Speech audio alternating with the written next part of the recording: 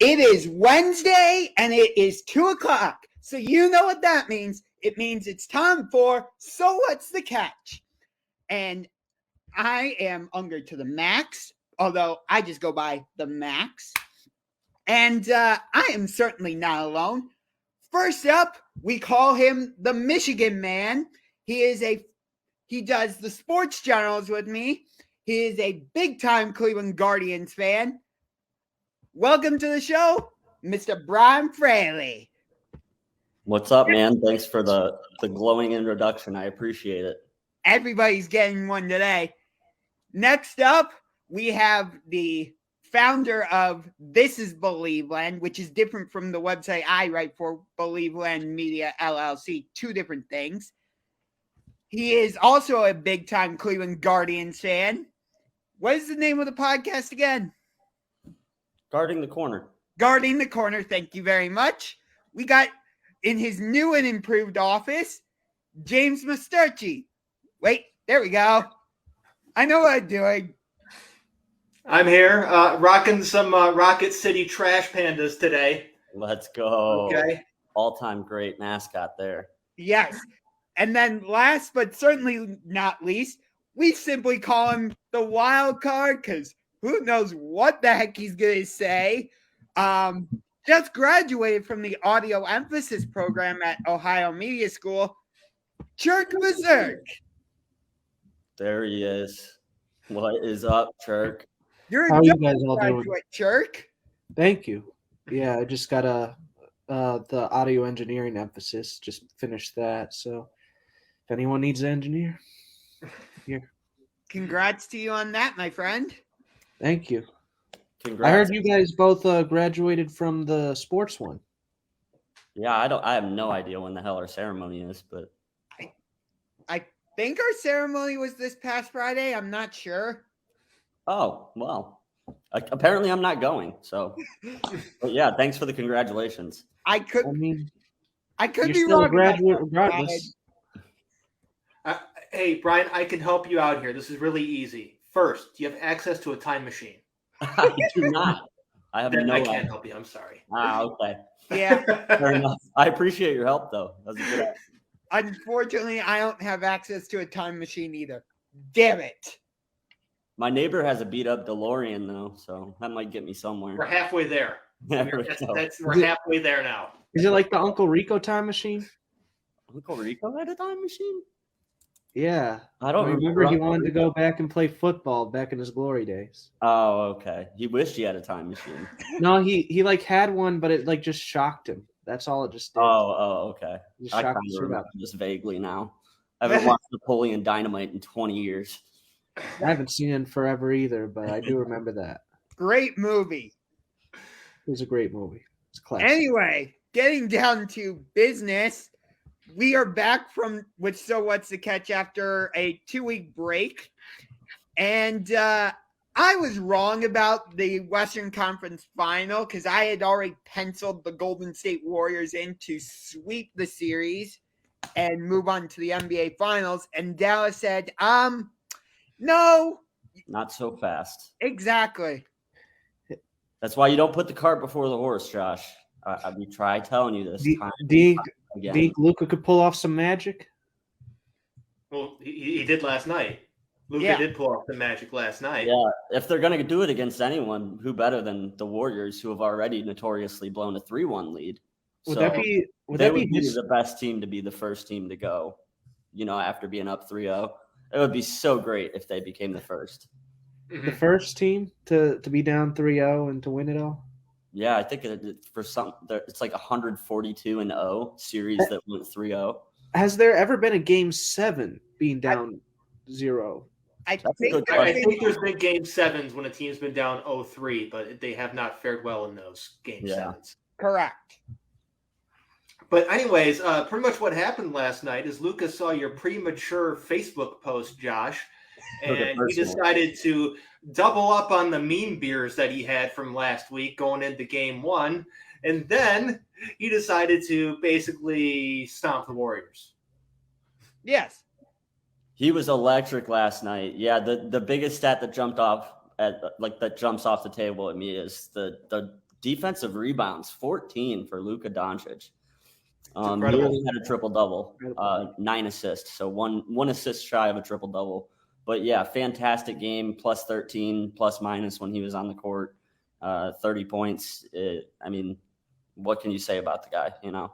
Right. I mean, it does feel like, though, he does need some more help from his teammates. Yeah. That's been the I mean, biggest. sure.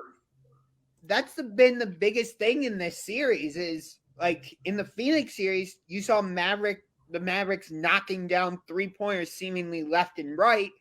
And up until last night, the Mavericks couldn't find the stroke. Yeah, that's for sure. They shot 46% last night, but yeah, they had been, cold behind the arc, and they're a team that if they're going to win games, they've got to be, they've got to be making shots beyond the arc because that's kind of their game plan going into things. So, yeah, when the shots fall for them, they can win games, but when they don't, it looks bad because Luka's the only one that can really transcend the poor shooting and kind of rise above that. And a lot of the other guys, it seems like when they're off behind the arc, it's over. Exactly. I mean, in this era of basketball, when it's basically whatever team makes all their threes wins, if you're the team that's going up against the Warriors and that's all they do is make threes, you're already up against it. And then if you're not able to make those shots consistently, you're done. Right. Yeah, you nailed it right there. I mean, this is something going into the series, that it was a red flag for the Mavericks. It's like, are they really going to be able to outshoot the best, shooting team in the history of the NBA? Like you said, James, they kind of were in a corner to start the series. Mm-hmm. So, yeah, to get the one win last night, it was impressive. But, yeah, they're going to need a lot of help, and the shots are going to have to fall if they're going to make it interesting now. Yeah. I don't think they can take this on the road in San Francisco. I would say the series is most likely going to be over at the end of Game 5. Well, you thought it was over before Game 4. Yeah, right. You thought it was over before the game started last night. Yeah, don't count out Luka Magic. Why is everybody something magic for you? Isn't that I'm pretty sure that might be his actual nickname is Luka Magic. Oh, okay. Is that his official nickname? I didn't know he was branding that. I mean, I think so. I could be wrong, but I feel like everybody calls him that. I mean, the guy's special. I mean, it's an accurate nickname. Like he really is special, especially for a guy that looks like everybody's cousin, like at a pickup like football game when they do like shirts and skins. Like he's got that kind of body type, but like he just dominates athletically. Like he's so athletic for a guy that like looks just like a normal average Joe to me. Yeah, he looks like just like you said, Brian, he just looks like an average Joe that just is like. Obviously, he's in good shape. I'm not saying he's not in good shape. Yeah, I'm not saying he's not in good shape. For an NBA player, but he looks like I don't know, just the average person that just like maybe goes out for a run. Yeah, he's a little dumb. So I Googled Luka's nickname, and it says his nickname is not Luka Magic. It's the Matador. The Matador? Yes. Oh, are you on Basketball Reference? Because they accept any potential nickname that any slap puts up there. I've never once heard him referred to as the Matador. The Matador? I typed it into Google, and the first thing that came up is the Matador. It's from MavsMoneyball.com. I mean, yeah, they also have Swaggy L Too Easy on there. Come on. Oh my God. Too Easy. Trash. So I've been calling him for years. Swaggy L Too Easy. I put that one up there. Those nicknames are trash. They are trash. Those are bad. Yeah. Those are really Most bad. Most nicknames are trash. It's when you can find a good one, it comes off and it actually sounds good. That one's special. Okay. Rubio, but so many nicknames are terrible. Yeah, the Matador would be good for Rubio, being a Spanish player, but like not even. Luka he's Slovenian, right? Slovenian, yeah. Like he is not from a country that has Matadors at all. So I mean, I think I don't know. I mean, I don't know. He's kind of magical with the ball. So I think something like the magician, maybe. Okay, Okay. so I bounced over to the Basketball References nickname list, which I'm convinced Churk put the last one on here because Luka Magic is on here. What? There are several other ones on here as well that are also terrible. In addition to the Matador, there's El Matador. Okay, Cool Oh my Hand, god. Cool Hand the Luka. Don, yeah, Wonder Boy, El Nino Maravilla, Swaggy L, Luka Legend, Too Easy, and Luka Magic. What is with all the Spanish nicknames for him? He's not Spanish at all. That makes I think no Where is that sense. coming He's from? definitely People just hear European and they're like, "Oh yeah, he's from Spain." Like, I don't know what it is, but I do know that. I mean, I'm glad Luka Magic was on there. That was surprising. I That can't surprised believe Luka Magic's on here. What a crock of shit this is. me. I thought the Magician would sound better. while we're on the Oh my topic, God. who has the best basketball nickname of all time? I really like Andre Kirilenko's AK-47. AK-47 is good. Yeah, I really like that one. That's probably my all-time favorite. Agent Zero, I thought, was up there. Yeah, especially when he started bringing guns to the games, it made a lot more sense. Yes. I was He just fucking- gonna- it was- I do remember that. oh, I think boy. he's talked about it a couple times in this podcast, I'm sure he has. Yeah, it was a pretty big deal. and he says different things each time. I like the answer too. I think the answer is Answer's- an all-time good nickname. Yeah. I Uh, like the Diesel. Shaq Diesel. Yes. You got one, James? Any you're fond of? Got one. I like the Worm, Mm, Dennis Dennis Rodman. Rodman? that's a good one. That is Yes. a good one. That one's a fun one. You know, I'm glad we avoided the obvious like MJ Air Jordan nonsense. Right, We went into the other ones that are more fun. right. Exactly. Nobody Yeah. said King James either, so hats off to us for not being. I mean, I I got one. can't. Fred Hoiberg, the mayor. There we go, the mayor. Oh, I don't know why. I think some of those players that are not as well known have the better nicknames for some. Yeah. Yeah, you've got the best nickname of them all, the Vanilla Chinchilla. Yes, you do. And what about Unger to the max? That's a good one too. Those are both up there. Yeah. Anyway, we Getting- digress. Back to the basketball part of this. Yes, getting back to Warriors Mavericks. That was weird at the start of the third quarter that it got delayed because of a leak. Well, you Yeah, know, maybe a basketball game. maybe if Mark Cuban spent a little more time upkeeping his arena, a little less time Shark Tank, maybe this wouldn't happen.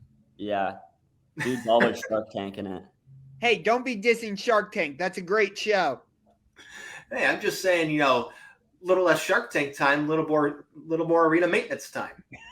Yeah. Seriously, yeah, that's the first rain delay I can remember at a basketball game and ever. So, Yeah.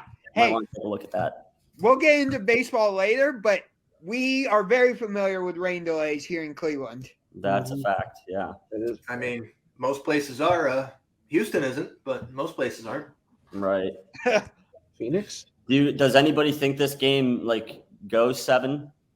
No, Or this series goes This 7? Mavs game, No. I would say up to maybe game 6 at most. Up to no, 6? no, this is going to be over next game. Game 5, it's over. Yep. I'm Gentlemen's not going to sweep. go that far. Yep. I think Game it's 5 either is over. going to be next game or the game after. I can't see it going 7. Though. No. No way. This is just what happens all the time. Team goes up 3-0. They don't finish in game 4 because Yep. the other team's like good, but they're just not as good as the other team, and that team has that hot game, and then game 5 they get blown out by 40. Okay. Right. I do got a question for y'all. How do you feel about Mr. number 1 overall pick for the Cavs, Andrew Wiggins? He's fine. Yeah. It takes him being on a team with at least one Hall of Famer on it. Yeah, bring him being back. worth a shit. That's a fair point too. Yeah. I mean, we won a championship with that trade, so I'm okay with it. Should Yeah. we bring him back? No, No. Nah. You don't think he'll provide anything? He's too expensive. he's He too has- expensive and not good enough. Like, he's fine.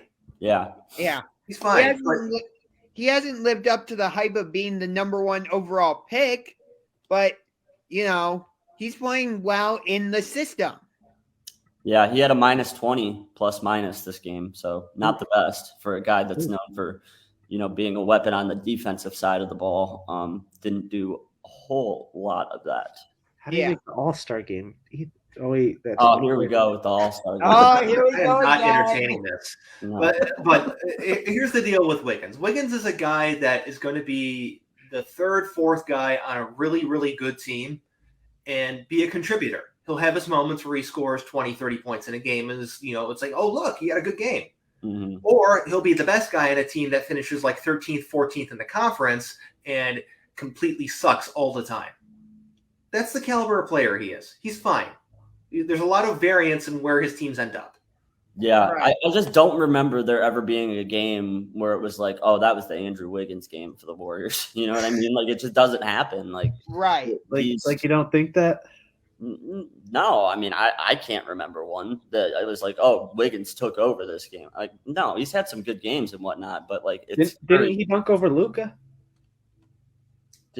Maybe. I mean, that's 2 points. Yeah, he did. Yeah, I know what play you're talking about. The one that they originally called an offensive foul, and then they reviewed it.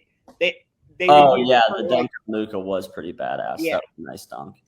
Here's what it comes down to for Mr. Wiggins, okay? What is the first thing that immediately gets brought up when you talk about Andrew Wiggins? Oh, the Cavs traded him for Kevin Love. It has nothing to do with him. It's about him being traded for someone else to win a title. Right. Until that changes, the dude he's whatever. Yeah, I agree. He's just like an average player, you think? When he's the secondary part of a trade that was made, until that stops being the first thing that gets brought up. Yeah. That's a good point, too. He wasn't the primary part of that trade. Right. I don't think, and to your point, James, even if the Warriors win the title this year, I don't think that would get rid of him being the first thing you mentioned of like. You're right. It wouldn't. It would still be Andrew Wiggins was traded for Kevin Love. Correct. And then it would be. Until then. I mean, he's fine, but it's not like they're having him do a whole bunch. I mean, his field goals per game are the lowest since he was a rookie. His makes are his lowest since he was a rookie. So it's just like he's not a key guy in their offense. Right. He's a guy. Yeah. Yeah, their main guys in their offense are Steph, Clay, and Draymond. The fact that Draymond is ahead of Andrew Wiggins in this conversation says a lot to me. Yeah, not exactly an offensive weapon. Do you think this is the start of the second window for the Warriors? Yeah. No. No? They'll maybe win the title this year. This isn't some second window. Look at the age of these guys. That's a good point too. Yeah, I actually agree with you on that one, James. Like, yeah, they're bringing in some younger guys like Otto Porter, Jordan Poole. They've got Andrew Wiggins. Wiggins is a good player. They have Wiseman, so they have some nice young players, but like that's not going to be enough once Steph, Clay, and Draymond move on. Not when you have these young up-and-coming teams who some of them look like they've already arrived in New Orleans, Minnesota, Memphis, Denver when they get fully healthy next year with Jokic, Jamal Murray, Michael Porter Jr. I'm sure I'm missing a couple other teams, but you get my overall point. Yeah, I'm looking at the Warriors roster here and their respective ages. Curry's 33, Thompson's 31, Green is 31. Iguodala is 38 because he's somehow still on the roster. But you look at those guys; those are their key guys. They're all over 30, and Steph didn't look great at times this year. There were a couple times where it's just like he looks kind of bad. And you look at Thompson; he's coming off of basically missing 2 straight years of basketball, so that's going to take a toll. That's going to advance his age, right, through injury. So, second window, no. A title this year, maybe next year, sure. A window, no. Yeah, I agree with all of what you just said, basically. So yeah, I think for sure, like I think it's championship or bust for them, and I don't think it's really changed over the past few years. As long as those guys are all healthy and those three guys are there, like that should be the standard for them. So I didn't really see a window like ever close on them either. So it's like it's just open, you know. Gotcha. Because I know some people were saying like when they went through their 2-year drought, like, oh, the window's closed, and now that they're having this run, people are saying, oh, the window's open for a second run type thing. But I get what you're saying, Bryan. I think people just wrote them off too early, and they'd never really had a full healthy season together. And the COVID year was a weird year, obviously, and so like double year. I think it was kind of anomalous that they didn't continue their dominance of the Western Conference. What ended up happening really is those 5 straight trips to the finals for the Warriors all caught up to them, and it took them 2 years to recover. That's what it was. So it wasn't like that that's not that they weren't trying. It's not that all of a sudden they're just bad and just not a good team. And it was 5 years of finals caught up to like their entire roster at once. Yeah, and I agree with you. One, that's really, really sucks. But 2, that just makes you appreciate just how good LeBron was during his 8 straight runs to the finals. Seriously, it's a lot of basketball to go all the way through the finals. Yeah. Especially with some of these series, going 6-7 games too. Like it's a long run. Yeah. I think that it definitely caught up with them. And then the timing of the COVID and everything else, it was just like all a perfect storm for them to kind of ease off the throttle a little bit for a year or 2. Yeah. I think this Warriors team maybe has 3 more good seasons in them. Okay. That's probably about right. Yeah, I would say you're pretty accurate with that assessment. I would say 3 really good seasons. Their only chances to win a title being this year and maybe next. But year 3, they'll be good, but won't win a title. You know what I mean? Yeah. So, if this is just an off year for Steph, then, that's one thing. But if this is more indicative of like age catching up to him, like it does to everybody eventually, then that's a different scenario. Like if that's the case, they're going to have to make some moves, and it's not going to be that core 3 players anymore if they're going to try to be the number 1 team. Yeah. Right. I would say the Phoenix Suns, probably their window is most likely closed because they haven't extended DeAndre Ayton yet. He doesn't matter. We don't know if he's going to be around. Who knows? You don't think he matters, James? When you're looking at the composition of the Phoenix Suns, no, he does not matter. You're looking at 1, Devin Booker, 2, Chris Paul. After that, you're talking about a 3rd player. He really doesn't matter in this equation when the other 2 are who they are. It's interesting. Chris Paul is the reason I'm saying this, though, is like he's 30? He just turned 37, or he didn't just turn 37, but he turned 37 this year. So who knows how much tread he has left on the tires. And then once he retires or moves on to a different team, whatever, what are the Suns going to be? So. Yeah, I don't think he's retiring anytime soon. I think his style of play kind of fits for his age, like he plays a style that doesn't depend so much on like freak athleticism, like he can be a distributor and be smart with the ball and still do all those things as he loses some of his physical edge. So I think for that reason, like he's like anybody who's writing him off or thinks he's done, I think it's foolish. Like I think he really could have 2 or 3 really good seasons left in him. By no means am I like suggesting that he should retire anytime soon. I'm not trying to suggest that. Like, I agree with you. He still got it. Mm-hmm. I'm just saying when he does eventually retire. I mean, how much longer is his contract? Yeah. That's what I'm gonna Google that right now. Find out how much more time and dollars are attached to his contract. Because that right there would tell you a lot. And he has 3 more seasons at just under and just over $30 million to go. That would be after or through age 39 season. He's got 30 million reasons to keep playing for another 3 more years. So, yeah. Mm-hmm. And conversely, DeAndre Ayton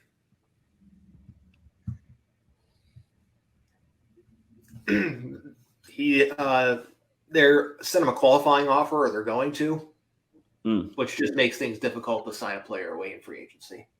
Yeah. Okay, so moving over to the Eastern Conference Finals, we have Game 5 tonight in Miami. Series is tied 2-2. Are we finally going to get a competitive game in this series, or is it going to continue to be blowout city? I think it'll be competitive. Blowout. It's the same theory I applied to the other series we just talked about. Whoever's making the threes is going to win the game, and whoever's not isn't going to win. One of these teams is going to have a complete clunker from the three-point line. The other one's going to make 17 of 28. Mm-hmm. You know what I mean? Yeah. I think Boston, if they do have an off night, has the best chance of winning.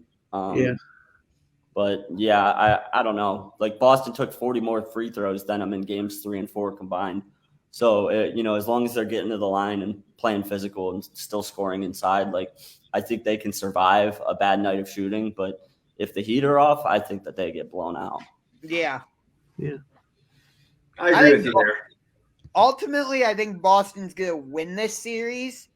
Because in the long run, I want to see Warriors Celtics in the NBA Finals. I just think that would be a fantastic matchup if everyone's healthy. Because think about it. If we get Golden State Boston, you've got Marcus Smart against Steph Curry, Jaylen Brown against Klay Thompson, Andrew Wiggins against Jason Tatum, Robert Williams against Draymond, and then center position doesn't really matter in that matchup too much, but 3 out of those 4 matchups would be entertaining for me. You don't think the Heat versus Warriors would be interesting? It would be, just not quite as interesting as Warriors Celtics. I don't think any of the matchups will be interesting. I think the Warriors will kick the shit out of whoever makes it out of the East. I really do. I don't think Boston is good enough to take down the Warriors in a 7-game series. I don't think Miami is near good enough to take down the Warriors in a 7-game series. So, I would see the Warriors just completely just running the other team out of their own building to close out the series in 4. I think we all agree that Miami was only the number 1 seed based on standings. They weren't actually the best team in the Eastern Conference. I'm pretty sure we all agreed on that, if I remember correctly. Yeah, I agree with that statement. I agree. So, were you going somewhere with that? Or? I was just continuing James' point mainly. Gotcha. Yes. I think the Celtics can compete with the Warriors. I think the Warriors have shown a lot of weaknesses throughout their playoff run, and I just think that they do have they are capable of having a couple really bad nights. So I think that Celtics Warriors would be an interesting series, but I think that they'd sweep the Heat. I really do. I don't think the Heat's a good enough team. They're just not there yet. With the team currently assembled the way that it is, I don't think they can beat the Warriors. I don't give them a chance at all. No. I would say if it's Golden State, Miami, Warriors in 5. Yeah, I'd say sweep, honestly. I think it'd be a 4-game series. I love that we're not even entertaining the Mavericks, but no, they're down 3-1. The Warriors are better than the Mavericks, unless Steph, Draymond, and Klay all simultaneously tear their Achilles. There is not a single chance in hell the Mavericks have to advance to the finals. Yeah, as of right now, I 100% agree with that statement. Barring some really crazy thing, maybe a COVID outbreak on the team or something like that, who knows? But yeah, they're just not good enough. They're not good enough in this series, and nobody's ever done it before. Over 130 times that it's happened, nobody's ever done it before. This team is going to be the one to break that streak? No. You know what I mean? The team that finally breaks that streak is going to be a little bit more special than this one. Yeah. What do you think Kevin Durant is thinking, knowing that he left Steph and everything in Golden State to join Kyrie? And I don't think he is thinking about that. Huh? Probably isn't thinking about that. I agree with Churk. I don't think he cares. personally. He I won don't 2 rings with them. I mean, I don't think he has beef with them at all. No, I'm not saying that he has a beef with it, but You're saying he would regret leaving, like he could have had more success there. correct. I don't think so. I think he wanted to leave and be the guy somewhere. Like he didn't want to be a guy that's only winning because he joined a super team. Even though he did kind of build a super team around him, people argued. Obviously it didn't end up that way, but I think he was happy with that decision at the time, and I think that he would still be okay with that decision, even though he hasn't won a ring since then. So so if I'm hearing you correctly, Bryan, you think he kind of heard that criticism of you joined the Warriors when they were already like at their highest, basically. I don't think he cared about the criticism. I just think that personally he did have a couple come on. and some other things. Yeah. Yeah. That's a fair He point. doesn't hide behind the burner account anymore, so good for him. But like that happened. Yeah, hindsight. Yeah, now that you bring that up, yeah. I didn't have to say anything. You knew exactly what I was talking about just with a facial expression. Mhm. Yeah, I don't know why I wrote that part of his existence out of my memory. Probably because it was just so. It's because he's so accepting of it now. That's why. He embraces it. He's like, the internet, Twitter is a terrible place. I'm just going to go for it. Yeah. Yeah. Right. Yeah, I agree. So the all NBA teams got released last night.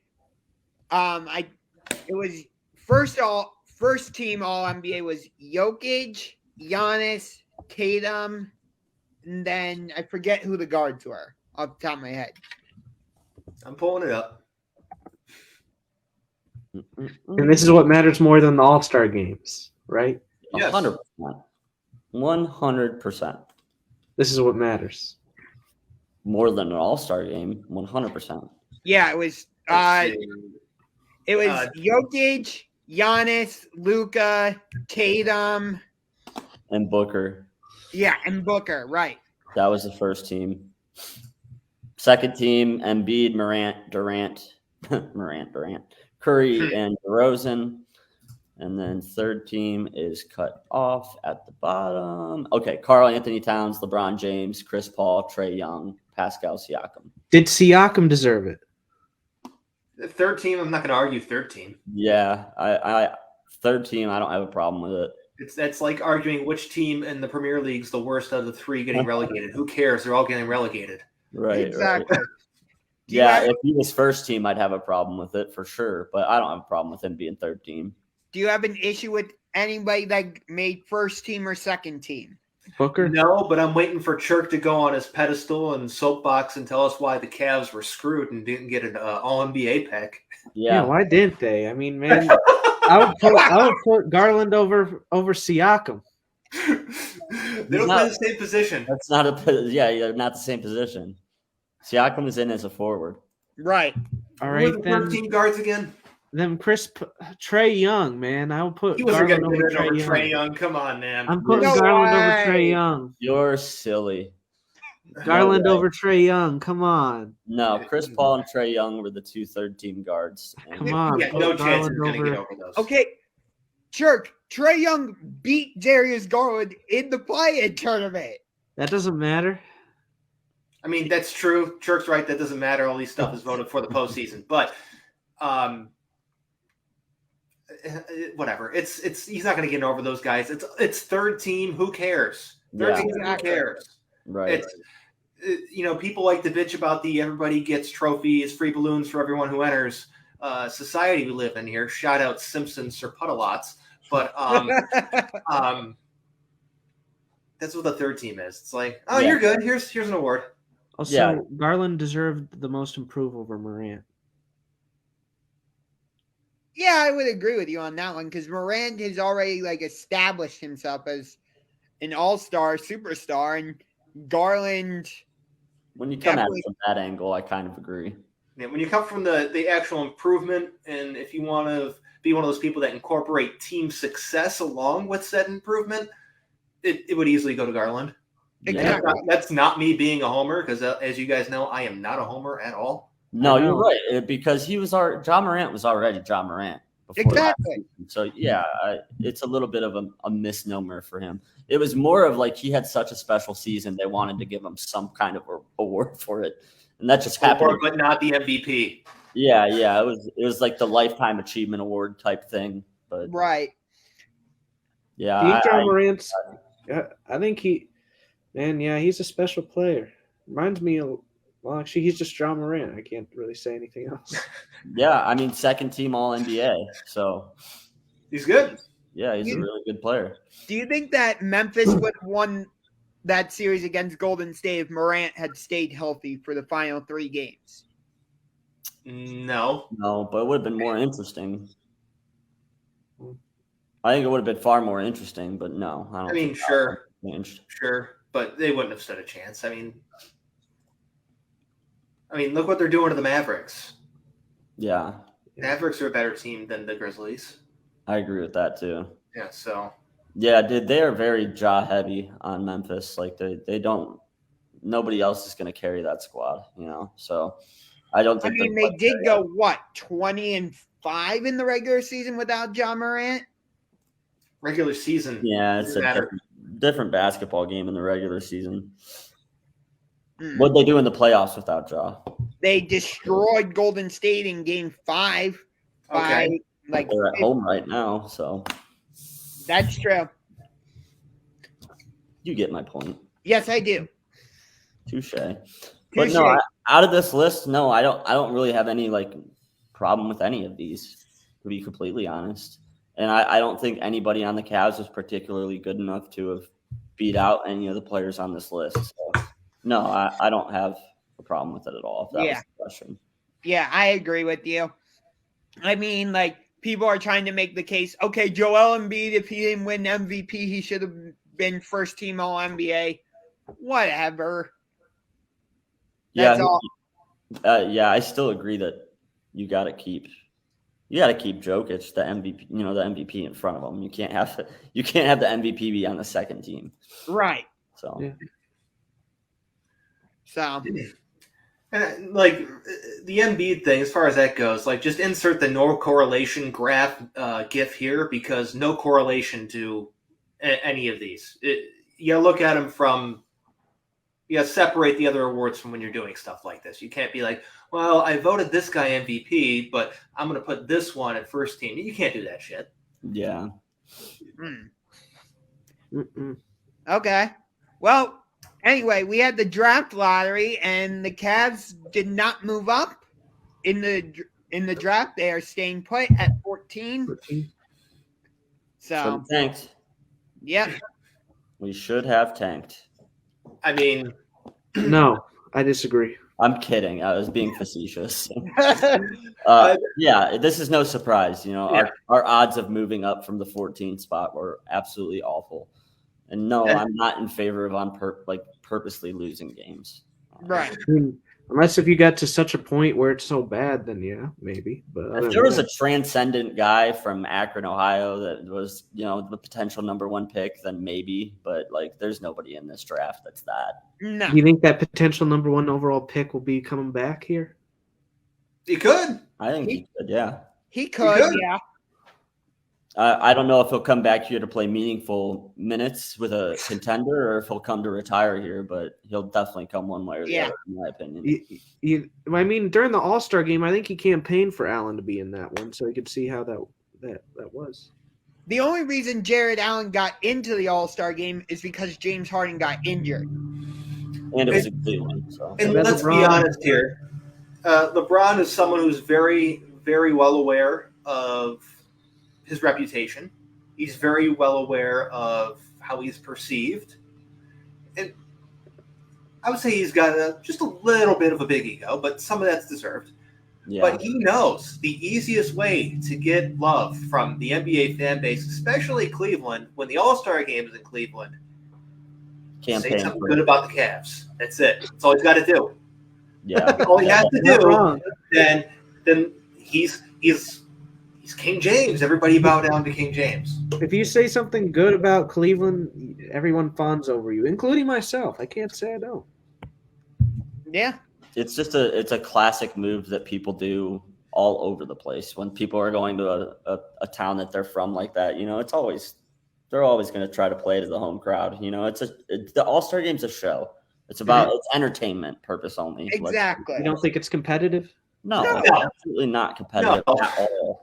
So when it's a show and it's for entertainment, like you're going to say some things about some guys to make the local media happy. Like that's a smart play. Like it makes sense. Like it's good business, and LeBron's a good businessman. We know that. So. Right. Yeah, and think about every concert you've ever been to. Okay, what does the band say? This is the most wild crowd I've ever seen. Mm-hmm. You know, I thought there was a wild crowd in Detroit last night, but you know what, Cleveland, you're the wildest crowd we've ever had. Right. You know, it's the same shit. Yeah. Exactly. Will you say Cleveland, this is for you? Who? He already said it. Yeah, he already said it. And then Are you asking if he'll say it again if he won again in Cleveland? Yeah. I mean, I doubt it. Yeah, I would doubt it. I think he's more original than that to say the exact same exclaim. Yeah, Ron can be corny at times. When I think about it, so Ron would be really corny at times. Yeah, he's a cornball. I agree with that. He was in Space Jam. Come on. Yeah, well, Space Jam 1 was a great film. Oh, yeah. Space Jam 2, horrible movie. I have not seen Space Jam 2, so you would not recommend it then? No, it stunk. You saw it? I could have told you it was going to stink when they released the jerseys. Yeah, the jerseys were god-awful. And the Toon Squad had some jerseys back in the day. Those were dope. Oh, my God. The Toon Squad jerseys in the original Space Jam movie were amazing. I was the age that I was still getting Happy Meal toys when Space Jam came out. I had the whole Toon Squad stuffed animals. They gave them all away. They all had the jerseys on. I just got one question. Why did they put Sean Bradley in the film? They couldn't get Shaq. They just needed someone tall and goofy. It's a kid's movie. Come on. Exactly. It's a Come kid's on. Shaq probably didn't want to do it. Yeah. You sure? He could have done that and been a lot better than that than Kazam. Hey, don't you diss showed some Kazam. respect on Kazam. Put some And respect on Steel while we're at it, okay? You saw Steel too? Come on, look how old I am. Yeah. Of course I saw Steel. It was terrible. But I'm saying Shaq probably would have been better than Sean Bradley in the film. I know we're getting off on this stupid thing, but Wasn't the Monstar guy that like the Sean Bradley character like turned into also big and lanky and largely useless? Yeah. yes, Okay. he did. So He that's did. what it was. He was playing a character. Yeah. Shaq wouldn't be good for that character. Shaq would dominate. He would be the monster. He'd be the orange one. The orange one that was giant and huge. He'd be the orange one. Yep. 100% he would. I don't remember names. I remember what they look like, but I don't remember their names. Yeah. Yeah. I I don't think they had think they Larry have anything. Johnson. They had Grandmama. They had Barkley, Ewing, Muggsy Bogues.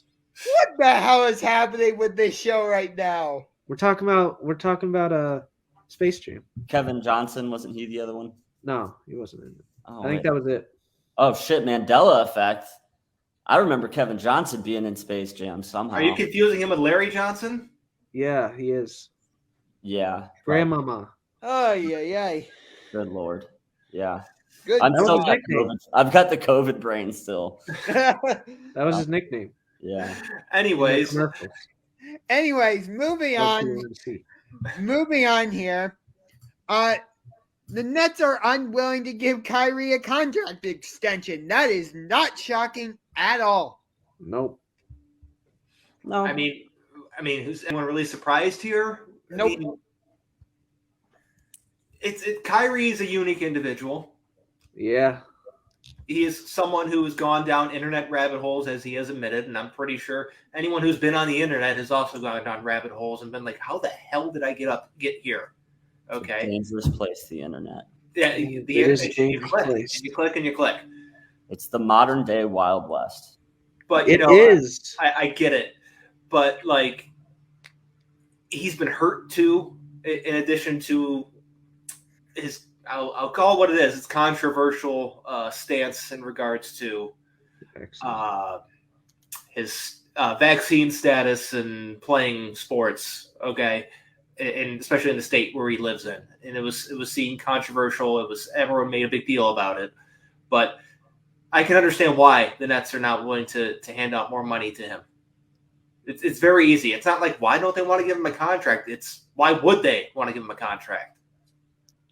If they do, I would give him just a 1-year contract at a time. Don't give him a long term. You know what players hate? That. Yeah, players they hate don't like that either. They want security. They want the guaranteed money and security. That's the two biggest things. But yeah, I'm not surprised by this one bit. I'm still a Kyrie fan. I'm still a stan of him. I still think he's a really good player. But is it surprising that a guy who's been largely problematic for an organization, the organization doesn't want to throw millions of dollars at? No, it's not surprising to me at all. So he chose to go down the path that he's on, and I think he's kind of got to deal with the consequences. Right. Agreed. Whether you agree or not, that's just an unbiased opinion. It's just like when you take a controversial stance like that, regardless of whether it's right or wrong, you got to deal with the consequences that come from it, and that's what we're seeing right now. Right. Exactly. So, transitioning to the National Football League now. Looks like the NFL is looking to make some changes to the Pro Bowl, which is basically touch football at this point. Yeah, it's basically a 7-on-7 game at this point. Yep. Yeah. I have a suggestion. Get rid of it. You think they should get rid of it? Yes. It's terrible. It's been terrible. I've been campaigning to get rid of the Pro Bowl for the better part of 2 decades. It's terrible. We've had this conversation on this show several times during the football season. The Pro Bowl is unwatchable. Yeah. Unwatchable. No, if they want to do something just make it fun, have them play Madden, have them do the challenges and the skills competitions and things like that. But to play a football game, it's not a game anymore. We're pretending like it's a game. It's not. So exactly. Like I said, it's basically become 2-hand touch. Do you think the players think the game's unnecessary too? Yes. Why do you think so many guys drop out? Yeah. So many people elect to not. So many just don't play. You want to be entertaining, have non-kickers participate in kicking competitions to look like the average doofus. Okay. That would be entertaining.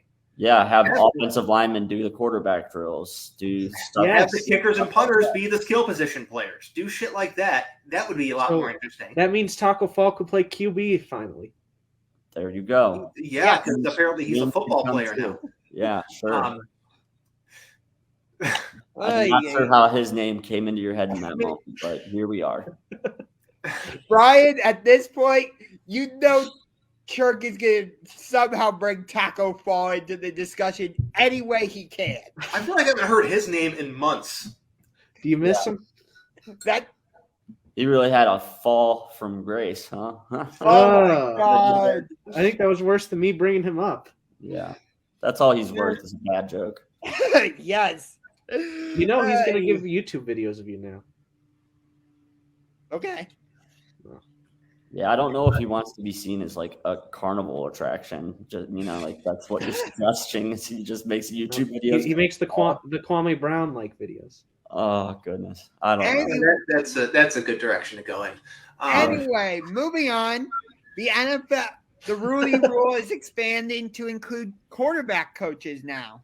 Yeah, the rule didn't used to include the quarterback coach position, so you did not have to interview a minority candidate for the quarterback coach position. But since of how closely tied to the offense the quarterback is and the offensive coordinator, they're trying to help promote, minorities into those positions because there really aren't a lot of them. Yeah. No, when you look at how many minority quarterbacks there are, you would think you would have an equal representation in the coaching field. That's how it is with all the other positions. So yeah, this one makes sense. It needs to be done probably. Whether you agree with the process or not, something needs to change because it's obviously not fair the way that the hiring process goes as it currently stands. Correct. So yeah, It's not the most popular rule. I know a lot of people have a lot of things to say about it or whatever, but like until you have a better suggestion, like what else are we gonna do? Exactly. So that's pretty much where we're at. And unfortunately, the Rooney rule, while good intentioned, has not worked out the way it was intended to. At all, right? It's just guys getting sham interviews, and it's just complete bullshit.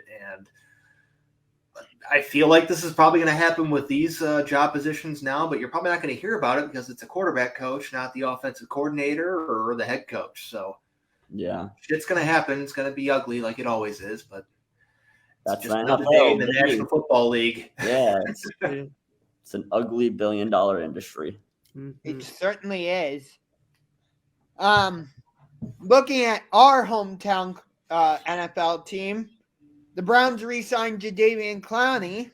I'm sure you're happy about that, James, because you were so happy when we signed him last year. I'm happy. I mean, I was completely against signing him last year. He completely outperformed all of my wildest expectations. That being said, it was a high in games played in 4 seasons. Same with sacks and tackles for loss. He still is going to be dealing with like injuries and inconsistent play because that's who he is. Repeatability is the word that comes to mind when it comes to Clowney. Is what he did last year repeatable? I think it is. Considering his recent track record and level of play and injuries, it's hard to argue that it is repeatable. I think it's repeatable. What do you have? 9 sacks, right? Yeah, 9. Should have been a Pro Bowler. He's not going to have 9 sacks. I don't think that's achievable for him, but I think he'll have 13. It's a position of necessity, though. Like we need people, so like we needed this signing a lot more than at the time he was first signed. You know what I mean? Yeah. The circumstances are different. So yeah, like this is a move that made a lot of sense. Probably needed to be done. So yeah, I'm glad that he's staying, but no, he's not going to have 9 sacks this year. Should we give him an extension? No, there's a reason why they only signed him to a 1-year deal again, and it's the 2 things I brought up: injuries, level of play. Okay, they're protecting themselves from a bad investment, from a bad long-term contract. Yeah, I agree with Bryan. I 100% agree with what you just said. He needs to show consistency. Until he can do that, no, I'm fine with him signing 1-year contracts. Right. I mean, 2 of the biggest issues for him are availability and inconsistency, and that's things that when you want to talk signing a guy to a long-term deal, those are 2 words you don't want to associate with them. So correct. A 1-year deal to me makes perfect sense. And from what I understand, like there's probably other teams that were probably willing to pay him more than what we gave him. So it seems like a good deal. That's what he said. I don't buy that. That's the trying to create some goodwill with the team, fan base. I almost just like abandoned. But like for what it's worth, this is the 3rd straight year that he signed a 1-year deal. That gives you a really good idea of his perception around the league. Yeah. Because he waits so long, and he's not waiting long because he's going to get more money. Okay. He's trying to think he's really smart and savvy, but he's like George Costanzaing this and holding out for less money. Okay. So there's a reason he's available for as long as he is for 3 consecutive years. Right. Yeah. That's a good point. Yeah. It's a lot, for a position that's that important, you got to have answers to those 2 questions. Like, is this guy going to be available and is he going to perform? Mm-hmm. And, he's never been a guy that's proven he could do it year in and year out. He had a good year by all measures last year, but to think he's going to repeat that when he's never done it before, where are you coming up with that assessment? You know what I mean? Mm-hmm. So, and I get what people are saying. Like, yeah, he can repeat that because he's going to be playing with Myles Garrett again. Like, okay, but guess what? Teams are going to make adjustments in the offseason. They're not going to play Garrett and Clowney the same way they did last year. So it's going to be more difficult for them.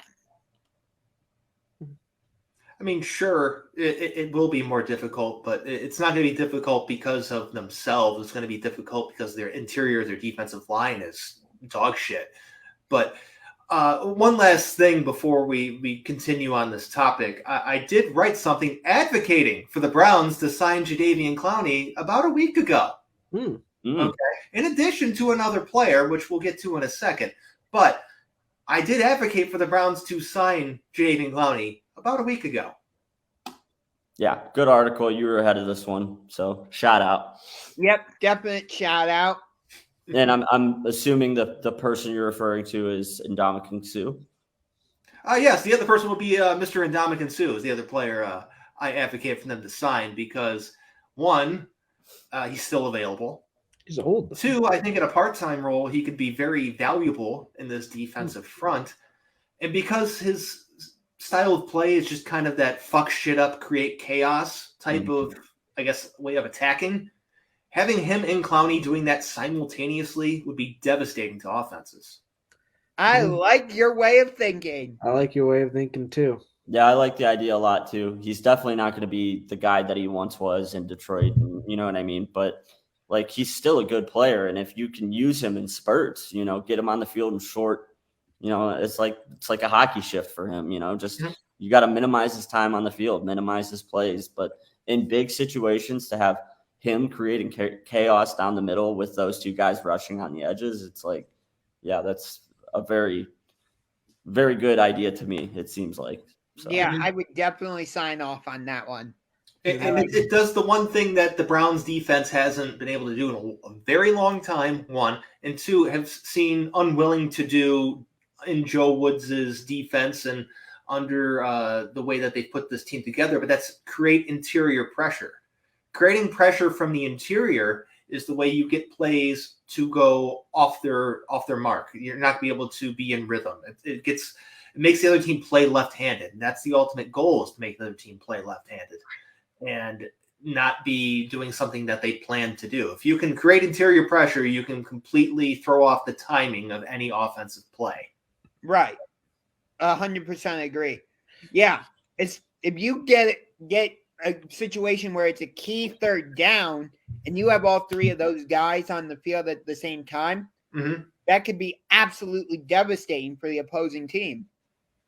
Yeah, and I was never a big fan of the conversation and idea of moving Jadeveon Clowney inside the defensive tackle. However, you could do that with him and Suh in the middle, just completely making a mess in the middle, while you have Garrett and maybe one of Chase Winovich or maybe Alex Wright or whoever they figure to be their other pass rusher on the outside. And that would be quite interesting and a very, I guess, difficult defensive attack to try and stop.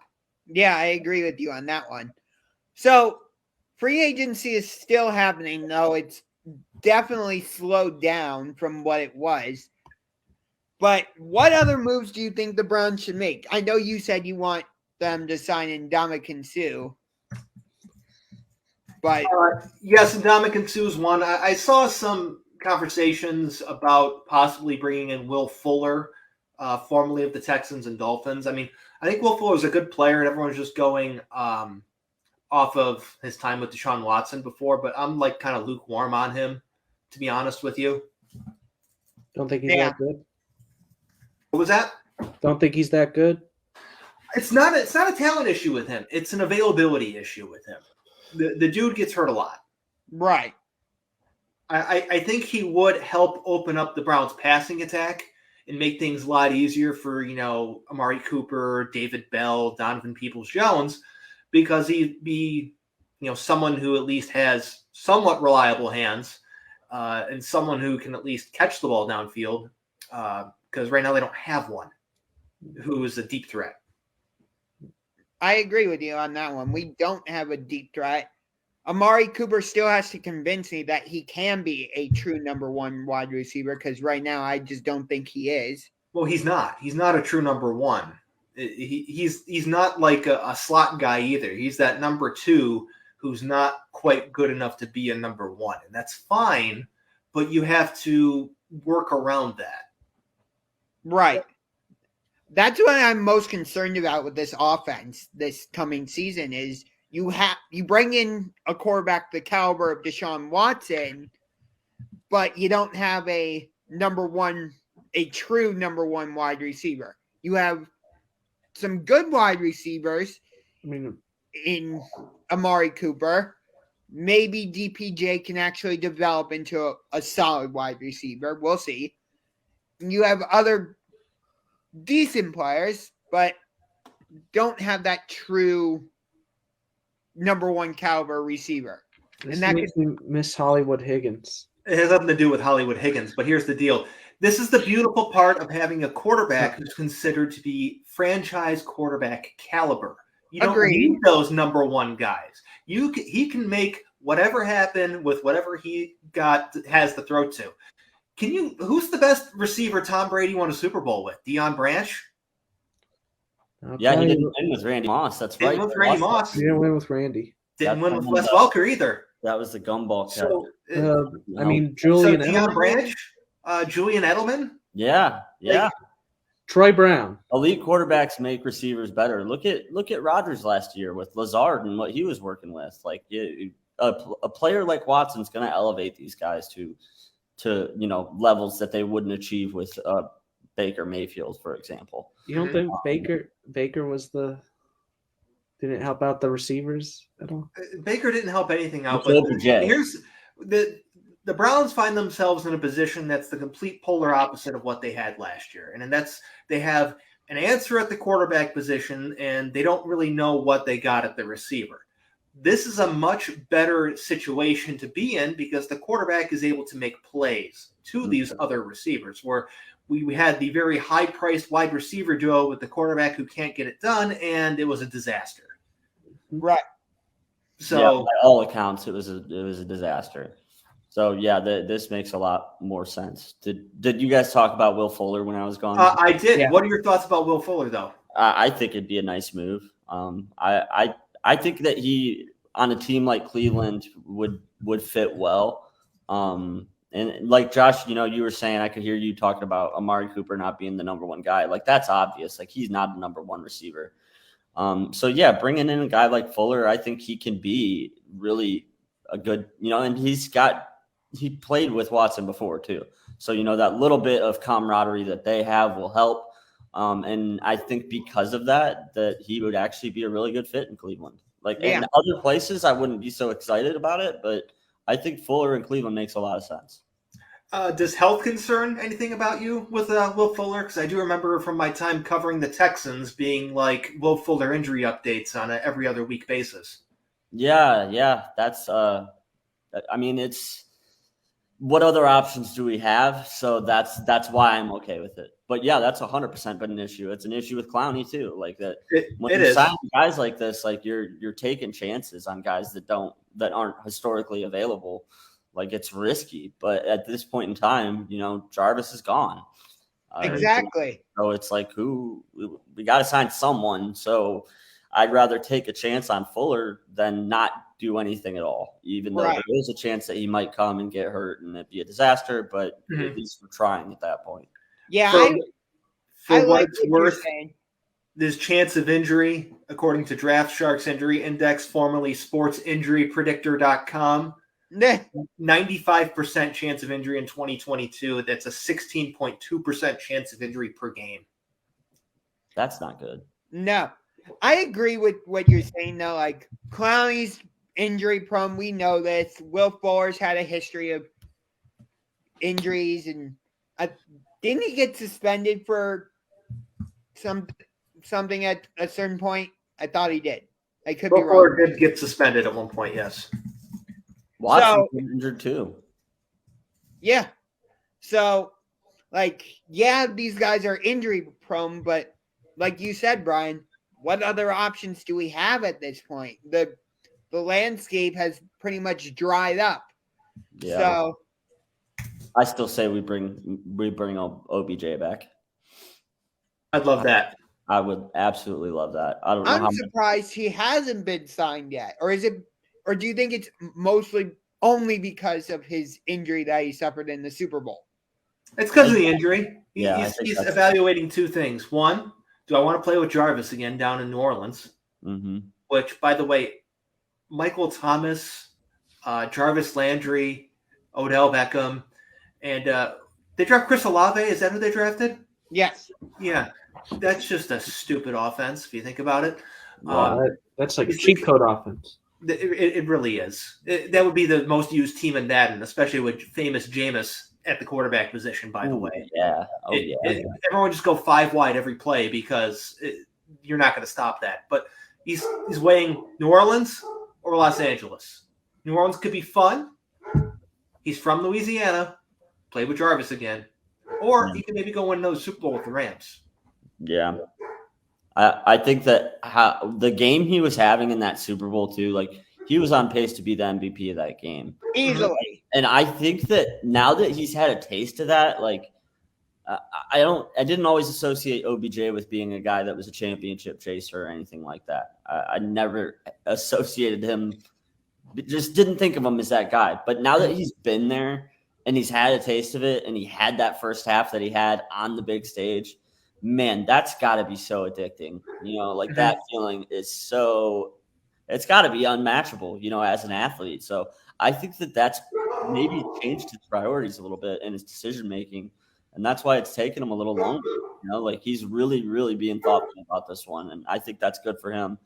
But yeah, I think in all likelihood, he's going to run it back with LA. I would assume the same thing. Me too. If I had to make a guess. It makes all the sense because he, like you said, he just won a Super Bowl. He was on pace to win Super Bowl MVP by a huge margin. And he has Matthew Stafford throwing the ball to him where he'll actually get accurate passes instead of passes where he has to go, oh, how am I supposed to catch that? Yeah, but he was running the wrong routes. That was the problem, though. Totally. Give me a break. That was horse shit. First time I was like, this is some horse shit. Seriously, one of the most talented wide receivers of all time doesn't know what fucking route he's running. Give me a break. That was the laziest narrative that's ever been ran by Cleveland media. And they really beat that one to death, too. And Bryan, you brought up how like you didn't picture him to be like a championship chaser. Mm-hmm. I think that's because he never really got the opportunity to go after a championship given the situations he was in with the New York Giants and the Cleveland Browns. Once he got to the Rams and was in a position to chase a championship and eventually capture, it's like, oh, this is what it's like to win a title. Yeah. I want to do this again. Yeah, that was exactly my point, Josh. It was just that now that he's had a taste of it, like I think he wants to be that now, and he was just kind of a victim of circumstance and for a long time. And now that he's in a position with a winner, it's like to jump ship on that if he has the option to stay, if they want him there, I think would be kind of silly. But at the same time, though, that offense in New Orleans would be so fun. So I could see it going that way, but I honestly think the best move for him is probably just to stay put. I'll make an interesting comparison, actually. Here's how I'm going to compare this. The Saints and the Dolphins, because the Dolphins went out, they had Tyreek Hill, and they put as many pieces around Tua as they can because they want to know for sure, is Tua the guy? I think New Orleans is basically doing the same thing. They don't know for sure if Jameis Winston is the guy. So they're saying, okay, we already have Michael Thomas. We already have Alvin Kamara. Let's go out and draft Chris Olave. Let's bring in Jarvis. If they end up signing OBJ, and they want to know, is Jameis going to be the guy? Any thoughts? I don't know if that's what New Orleans is doing. That's what Miami's doing for sure because they need to figure that out because they have a guy on a rookie contract with an expensive fifth-year option if the guy is not good enough, as we found out and are still currently dealing with here in Cleveland, as we are still yet to unload the contract of Baker Mayfield. But as far as New Orleans is concerned, they know what Jameis can do. It's never about, is he going to be able to learn to throw the ball down the field? Is he going to be able to learn about throwing touchdowns? His issue has always just been limiting turnovers. Yeah. He still was a very productive quarterback and threw for a shit ton of yards and a fuck ton of touchdowns, even with turning the ball over 30 times or whatever the hell it was. He went 30-30. Touchdowns, interceptions. That's insane. Okay. Yeah. Brett Favre shit. Yeah. I mean, he is the most extreme version of Ryan Fitzpatrick that there can be. Okay. That's a good one. That's what it is. Yeah. You get the Fitz magic, Fitz tragic experience, drive to drive. Where with Fitzpatrick, it could be half to half or game to game. Yeah, that's a really good comparison for sure. Yeah, I agree. I don't know that they're completely 100% in on Jameis. Josh, I can agree with a little bit of that. I think that that's what they got, and that's what they're going for this year. And I do think that they think they can win with them.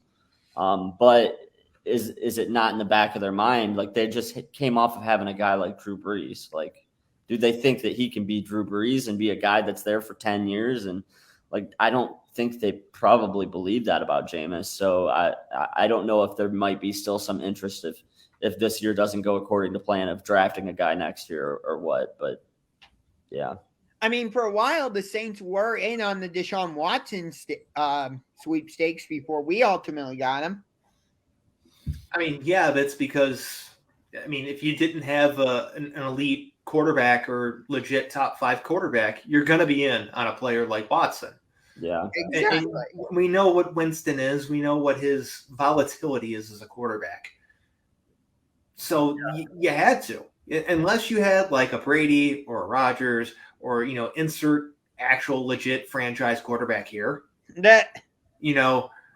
which are only like a couple more to add to that list.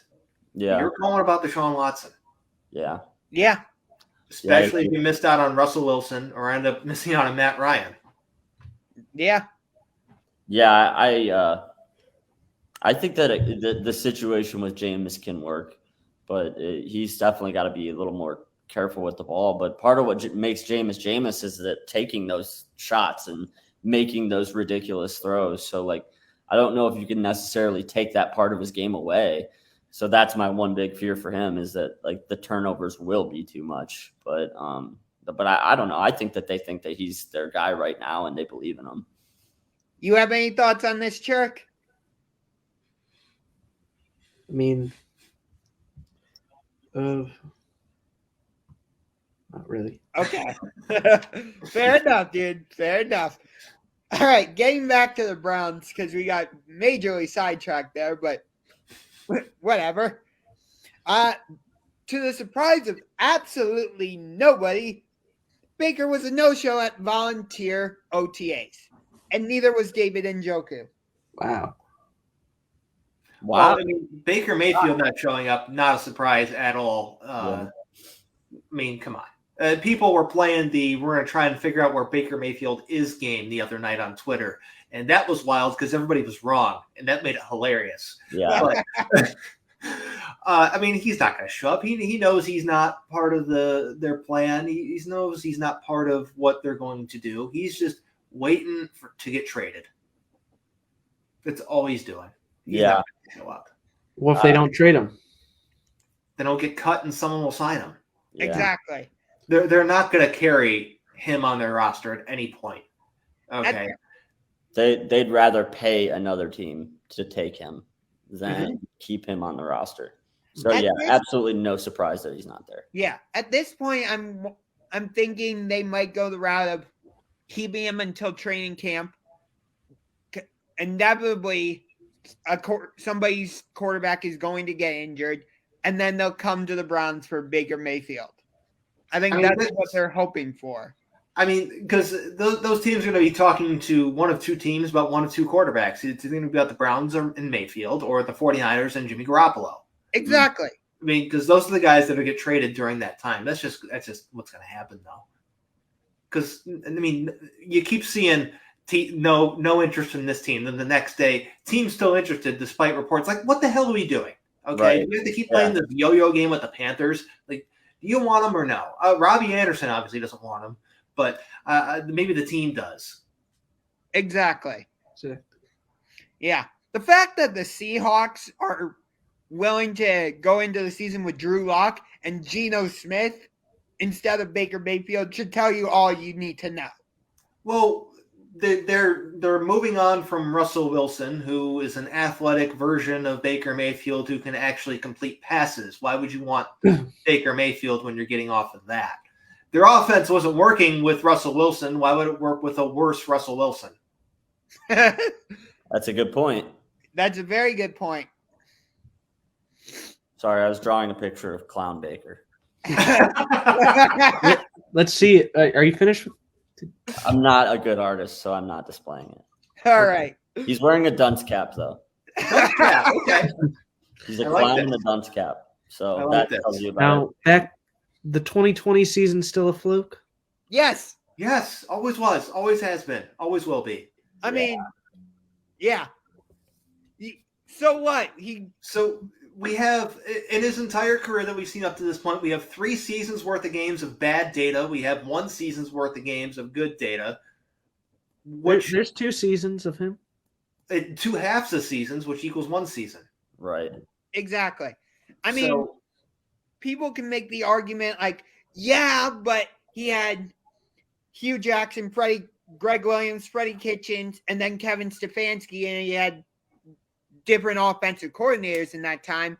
So what? Like, I get it. Each head coach and each offensive coordinator is going to have him play differently, but still, like, we know what he plays like at this point. Here's the deal. Good quarterbacks will go through the adversity and come out the other side and still be good quarterbacks. Exactly. Look at all the bullshit Matthew Stafford went in with Detroit. All the complete nonsense clown show shit that goes on with the Lions, because that's who they are. Okay. They still are. They always will be. Okay. That's just what they are. And you look at all the coaching turnover, you look at all the offensive coordinators from Joe Lombardi to Jim Bob Cooter, and you're just like, what the hell is going on here? Bob Cooter. That's my favorite player. Absolute legend, Jim Bob Cooter. Do you think he's better than Scott Player, though? That's a real person. Or Chad Mustard. You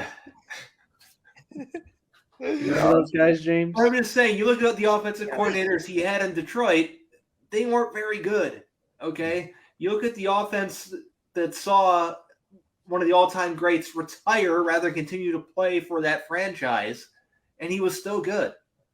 Look at all the shit they gave to Baker Mayfield and him continue to be bad. Yeah, seriously, they loaded the cabinet around him, and he had Nick Chubb playing out of his goddamn mind and one of the best offensive lines. And, like, what did he do with it? Like, he didn't do dick with it. So, Yeah. I don't know. Like, I just pray that he's gone sooner rather than later, because I'm just tired of talking about him. And, like, they keep entertaining this stupid-ass idea that he's going to play while Deshaun Watson is injured, and it's just not going to happen. No. Annoying. And that turns into, how many games can the Browns win with Jacoby Brissett? It's just like, what I learned from that conversation is that nobody knows a damn thing about Jacoby Brissett. Yeah. I mean, exactly. he Yeah. wasn't bad. I mean, if Deshaun Watson is suspended, Jacoby Brissett's going to be our starting quarterback. You don't think Baker would be? No. No. Absolutely not. I have a better chance of starting for the Browns this year than Baker Mayfield does, okay? And I have a 0 chance of starting for the Browns this year. Yeah, same. Yeah. Hey, And what about to all the – and are you grateful of Baker's time here? No, what? For what? What do you do? This was the best conclusion to one of the worst eras of Browns Twitter of all time. And it's not even over yet. And it's not even going to be over yet after he's gone. But I mean- this is I don't know. Like, Browns Twitter's been a complete nightmare for the majority of the time I've had Twitter. Okay. They keep talking about Baker all the time? Well, it started off with hey, if you give him some lifts, he might get a little taller. Maybe get some spikes that are just a little bit longer than the standard ones, and he'll be just a little bit taller. Maybe see over an offensive lineman. yes. But, no, from the 0-16, the tear down, the Sashi Brown, the Hugh Jackson, it's been terrible. I And, mean, he's still the best quarterback since 1999. his name's No. not Derek Anderson. I don't You think. think you're putting Derek Anderson over him? Yes. Yeah. He made Yeah. a Pro Bowl. He Sorry. made a Pro Bowl. He did. I mean, I would argue for maybe even Tim Couch or Kelly Holcomb over Baker Mayfield. Yeah, Couch had nothing around him. The guy was getting murdered every game. And he has an NFL record. How many NFL records Baker have? 0. Yeah, He does. Baker has some records for rookie quarterbacks. Those have been broken. Yeah, those have been broken. Tim Couch's NFL record still stands, my friend. Mm-hmm. How about Jeff Garcia? Who gives a shit about Jeff Garcia? He was good. Okay, cool. Big deal. I'd rather have Jeff Garcia than Baker Mayfield. I'll say And that. Jeff Garcia sucked. Would when you he was take here. Charlie Fry over Baker? Yes. Oh yeah, Akron Yes. Pianist. That's You the real embrace- King Akron, Charlie Fry. Wait, Churk, do you remember the 2007 season? Derek Anderson was our quarterback. We would have made the playoffs that season if Tennessee had lost to Indianapolis. Yeah, we Jacksonville lost too. We were 10-6. We were, We didn't make the playoffs that year. That sucked. Do you think we would have gone far in that playoffs, like Super Bowl? No, because that was the year with the 18-0 Patriots. Yeah, We have gotten past the second round, you think? I don't know who they would have played in the first round, so probably not. probably not. Yeah, probably not. But either way, I think that was Braylon Edwards' career year too. Yeah. 16 It was. was. Same with Kellen Winslow, and Yeah, it was a nice late career resurgence for Jamal Lewis that year. yeah, yes. for sure. Yeah, Geez, 2007 was a good year in Cleveland because we had then the Indians, because that's what they were known by. They got to the ALCS against the Red Sox. yeah. The Cavs- For the 3-1 lead. Yeah, true. Cavs got to the NBA They Finals. would have swept the goddamn Yeah. Rockies. Oh my Yeah. god. Oh, yeah. Please ask me if I'm bitter. Oh, I can dude, I can tell you were We bitter. were one game away from being World Series champs. Easily. Quite Easily. We were tied. They were tied with the Red Sox for the best record in all of Major League Baseball that season at 96-66. Yeah. I was Hey. in Penn State the night that we lost as a teenager in high school and blacked out drunk because of that. So, yeah. Yeah. And then the Cavs get to the finals and get swept by the Spurs. But Yeah. hey, Why was that a good year? You're like, oh, that was a great year for Cleveland sports. That was just a year full of pain. It's an average year of the Cleveland sports fan. It's called disappointment over and over again. Yeah. It was God the factor damn of it. sadness. I would rather not make the postseason than have my heart broken the way that it was that year, or the way. yeah, it was. true. 07 was a rough year for Cleveland. Like, we had it all on every single team. I was trying to World look Series, Cavs didn't have possibly, it all. but we They had lost. LeBron, and that's it. Huh? What did the Cavs have other than LeBron, though? Like, he didn't have it all. They had Zdrunas Ilgauskas. Yeah. at. And they had Damon Jones. Ilgauskas after multiple major injuries and surgeries, and he had no mobility. We Yeah. I had love Drew Big Good Z. and Larry. I really do, but like He's the not a dude yoke. was a statue. Right. We had He was a statue with cement shoes. Okay, so he's even slower than a statue moving. We had Drew Gooden. We had Larry Hughes.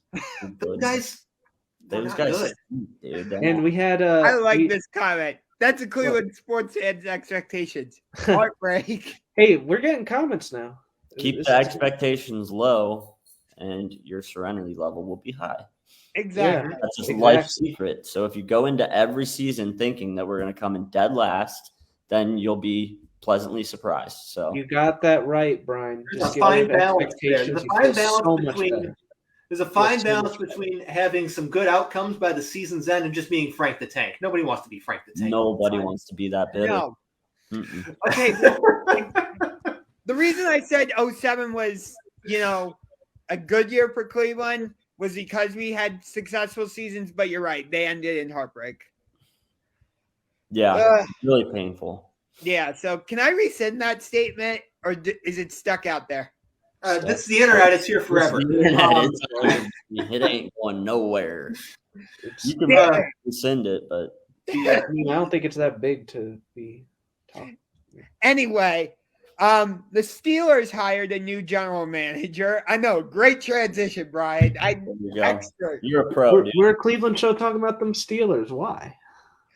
Division rival, my friend. You got to talk about the division rival. Yeah, of Okay. course we got to talk about them. We're a They're the team we Cleveland-based should talk show, about but the most, other than the Browns, honestly. Churk, we're a Cleveland-based show, but we talk about all sports and all teams. That is true. We do that. That's the catch. Hey, there you go. I like it. Took us over a year to figure out what the catch was, but Bryan finally figured it out on 3:25 p.m. on Wednesday, May 25th, 2022. We found it. We now know how you met our mother or something like that.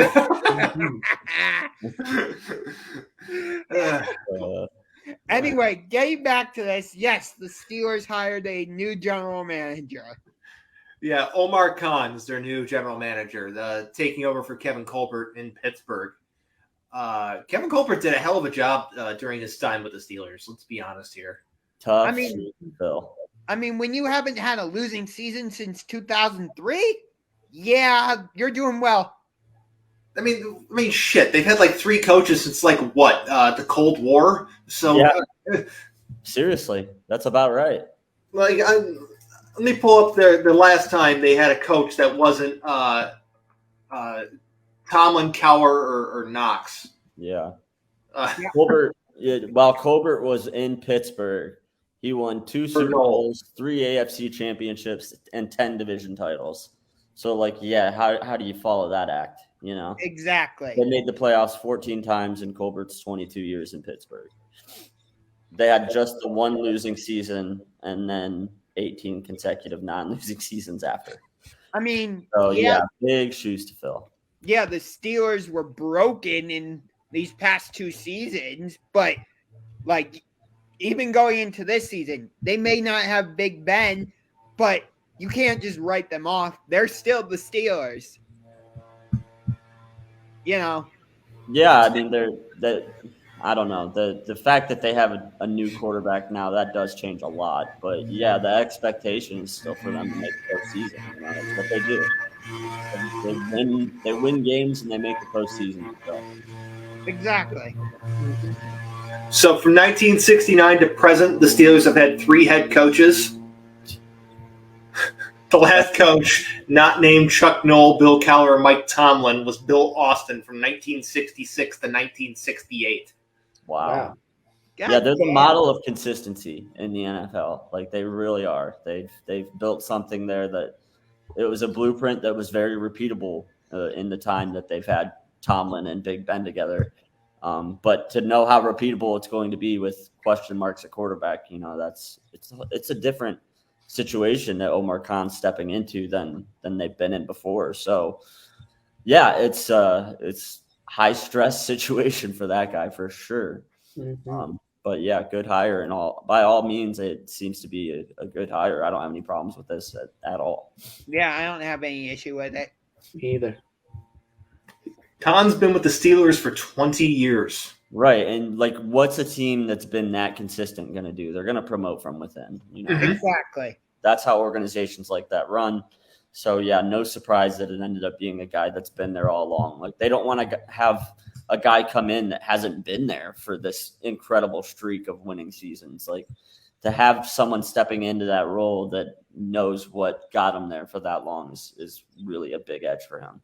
Exactly. So. Like, he knows what it means to be a Steeler, and he knows how high the standard is. Mm-hmm. This is a stat Churk will like. In his 20 seasons, he's been a part of a front office that has drafted and signed / extended over 30 Pro Bowl players. Oh, wow. Oh, that's a lot of Pro Bowlers. A lot of Pro Bowlers. Yeah. Yeah. A lot of lays in Hawaii. And that means those are good players, too. Is that what it means? Is that what it means? Kind of. You still think all pros are the better thing? They are. All pros get you into the Hall of Fame. Pro Bowls get you a trip to Hawaii. Right. Heinz Ward needs to get into the Hall of Fame. Heinz Ward does. No. You don't like Heinz Ward? He can enjoy his time in the Steelers Ring of Honor or whatever the hell they call it. He is not a Hall of Famer. Yeah, let's pull up Heinz Ward's career numbers. And that guy, I remember him. He wasn't he the guy who just like attacked a bunch of defenders. Like he was a dirty player from what I remember. He was a very aggressive blocker. Yeah, very aggressive. The crack block, which is a dead thing now, he was the master of. Yeah. Okay, because I am curious. Heinz Ward is 27th all-time in receiving yards. Wow, Hall of Fame. No. That's pretty good. Let's see. Five-time- He has 5-time what? 12,083. Well, he does have the Super Bowl MVP. He was the MVP of that Super Bowl. Right. Is that the one where Jerome Bettis Super retired? Bowl MVP. But yeah, he had 1,000 receptions for 12,000 yards, 12.1 yards per reception, and 85 touchdowns. So those are really solid numbers, but I don't know. I'm not by no means am I advocating for like first ballot Hall of Famer. I just think he should get into the Hall of Fame at some point. So here's the problem with someone like Heinz Ward with his career numbers, and where he stands now, where they're not moving anymore, and players passing over him, is that in order to get in with the numbers he has to be one of those guys where at one point he is considered one of, if not the best of that position at a current time. He was never that. Right. So you look at where he is, you look at all the guys continuing to play, surpassing him. Those guys are just jumping in line in front of him when it comes to Hall of Fame time. Yeah, and for what it's worth, Pro Football Reference has a Hall of Fame monitor, they call it. So it's a way that they rank somebody in their chances of getting into the Hall of Fame. They have Heinz Ward at a 74.17, 34th among wide receivers. The average Hall of Fame wide receiver is a 103.63. So almost a 30 points entirely under that. So yeah, not good chances for. Oh geez, I didn't realize it was that big of a gap. Yeah. So James, he seems to be right on the money with. It depends how heavy they weigh a Super Bowl MVP. You know, right? Some people argue being a Super Bowl MVP is an automatic. Well, I don't see Dexter Jackson in the Hall of Fame, so I don't think Heinz Ward's going to get in the Hall of Fame. You think? I don't know. Anyway, moving Tommy on. Maddox going in? Tommy Maddox, Hall of Famer. Oh yeah, first ballot. Absolutely. You remember him, James? I remember. He's Mount Tommy Rushmore Maddox. quarterbacks. Anyway, moving on to Major League Baseball. Tim Anderson and Josh Donaldson. I don't really have a great introduction to this. There isn't one. Ugly situation. Let's be blunt here. There isn't a good introduction to this. Accusation of racist comments were thrown out. Mainly starting off with Tim Anderson, but also Tony La Russa, who said it in an interview after the game. Mm-hmm. Okay. For anyone who doesn't know the background of what happened here, Josh Donaldson referred to Tim Anderson as Jackie, as in referencing Jackie Robinson. But it was not done in what Tim Anderson received to be a good manner. Josh Donaldson claims it's some inside joke between him and Anderson. Problem is, they're not friends. They're not friends, right? So that's kind of a problem there. And apparently, Donaldson's been doing this for some time now, and it dates back to Tim Anderson saying he feels like Jackie Robinson in 2019 for bringing fun back into the game. Say whatever you want about that comment, but you don't say Jackie in the manner that's been received, because Yasmani Grandal was ready to fight Josh Donaldson the next day. Oh yeah. Yeah, it was an inappropriate comment, and then to come out and say that it was an inside joke when you know for a fact that you're not friends with the guy is just a really confusing tactic. Mm-hmm. I don't know what he was trying to pull there, but just all around bad situation. Donaldson, obviously the aggressor in this situation, and he was suspended for a game, and I think he deserved that for sure. Well, he's going to be suspended for a game. He's appealing He's currently on the COVID IL. So I didn't realize he was appealing and he was on the COVID IL. Yeah. That all happened recently. They split up their time in the doubleheader on Sunday. One played in one game, one played in the other. It seemed to be kind of maybe if there was an agreement made between the two clubs, like, hey, we'll play our guy one game, you play your guy the next game. Yeah, type of situation, so we don't have an incident. Yeah, makes sense. It does make sense, and it's such a weird topic because wasn't Donaldson saying, like, were Donaldson and Tim Anderson teammates at any point before this season? No, never. Never once. Okay, so they've that never makes been in the. I don't think they've ever been in the same organization ever. Unless Tim Anderson played for a different club than the White Sox at some point, which I don't think he has. Mm-mm. Okay, so that makes this whole situation that much more confusing, but also interesting at the same time. I'll say it that. I would say it's confusing. I would say just that Josh Donaldson's a liar and an asshole. Yeah. I mean, obviously, obviously he's lying. You know, if Tim Anderson comes out and says he's not my friend, I don't have inside jokes with him, then obviously Josh Donaldson is lying. So, yeah, I don't think that it's confusing that he chose that path, but I think the situation is pretty clear. Like, he's just being an asshole. Tim Anderson said they weren't friends. He also said, I don't want to be friends with them. So, further creating that separation. Right. So based on that, do you guys think the suspension should have been longer than one game? Or do you think one game is reasonable? This is a weird situation to get into, and there's been a similar situation involving Anderson and some of the language he has used. Okay. And some arguing certain aspects of freedom of speech or whatever, but that doesn't matter or apply here. The fact of the matter is that it's kind of a weird thing. If there's any precedent to go off of, then go off that precedent. But it's a weird situation to try and evaluate suspension wise. Yeah.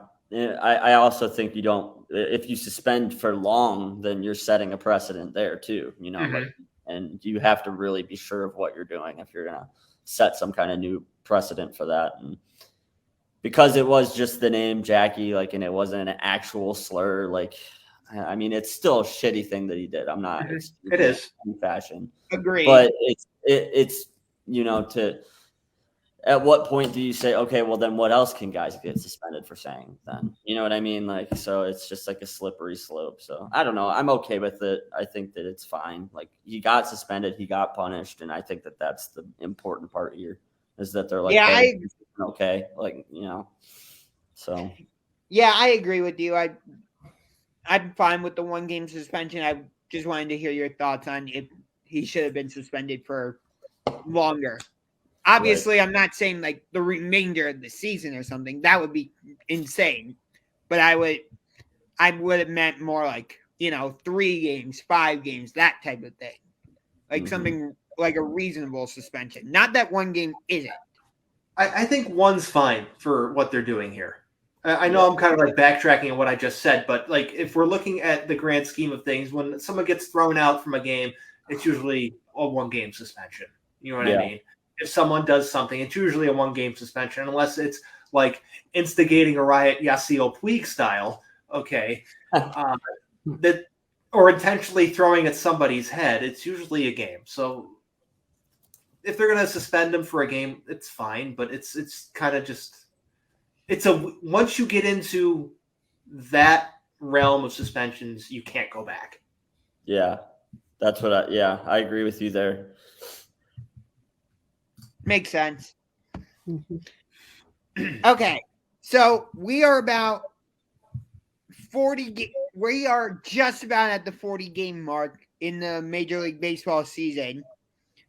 So, and that's the traditional benchmark to start evaluating teams. So, which teams do you think have played better than you expected, and which teams have just underperformed? I'll start right off the bat.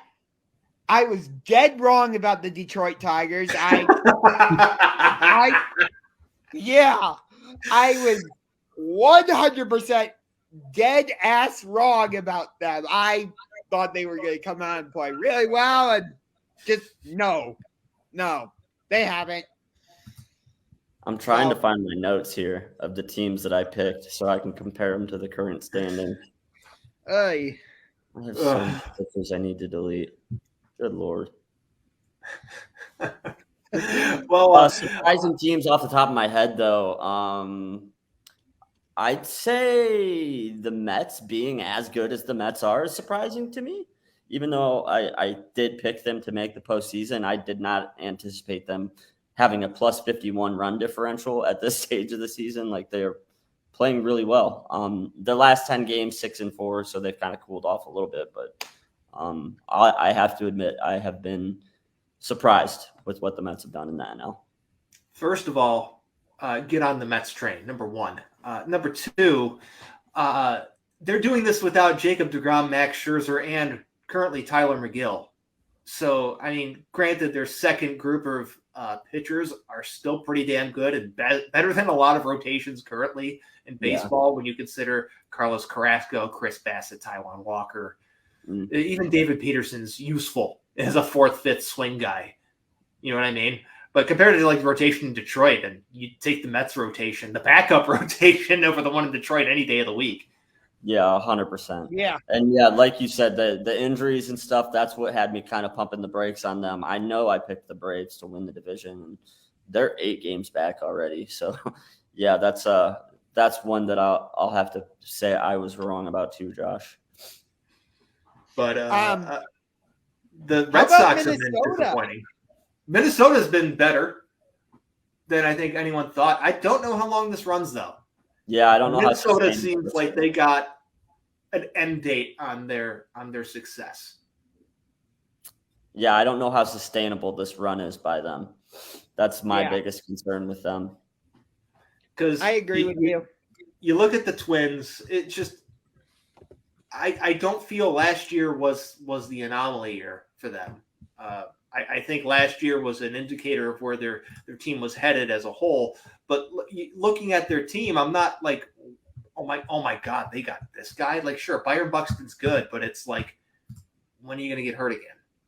Exactly. That's the other thing is availability has always been an issue for those, like their key guys on that team. And that's, obviously something to be concerned with moving forward for them. Yeah.